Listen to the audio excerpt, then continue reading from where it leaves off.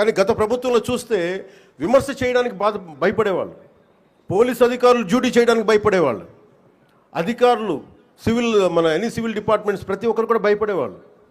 అడ్డగోలుగా దోచేసుకున్నారు. ఇవన్నీ కూడా విదేశీ శక్తులకి ఇది ఆలవాలం అయిపోద్ది, వారికి కనుసైగలు వీళ్ళందరూ మెలుగుతున్నారు. వీళ్ళందరూ అలా చూడాలి దీన్ని.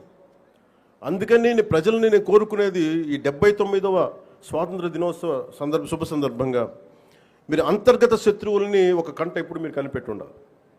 నేను కాకినాడ పోర్టు విషయంలో కూడా నేను అంత గొంతెత్తడానికి కారణం, చాలా ఎందుకులే మనం వదిలేస్తా ఉన్నాం.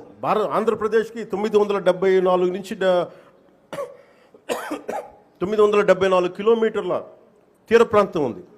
ఇది మన పెట్టుబడులకి చాలా మంచిది. కానీ అది ఒకసారి మన సరిగ్గా లేకపోతే అది బలహీనత కూడా అయిపోతుంది.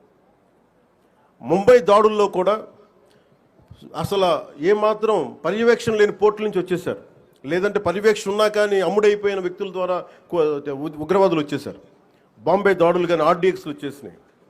ముఖ్యంగా ఆంధ్రప్రదేశ్ తీర ప్రాంతంలో పోలీస్ శాఖ చాలా బలమైన దృష్టి పెడుతుంది. ఎందుకంటే నాకు ఇది కాకినాడ చాలా వల్నరబుల్గా అనిపిస్తుంది ఒకసారి రిపోర్టు చూస్తూ ఉంటే. కలెక్టర్ గారికి తెలుసు, ఎస్పీ గారికి తెలుసు, రాష్ట్ర డీజీపీ గారికి తెలుసు, ఇక్కడ విపరీతంగా డీజిల్ అక్రమ రవాణాలు జరుగుతూ ఉంటాయి. దీన్ని చాలా బలంగా ఎదుర్కోవాల్సిన అవసరం ఉంది.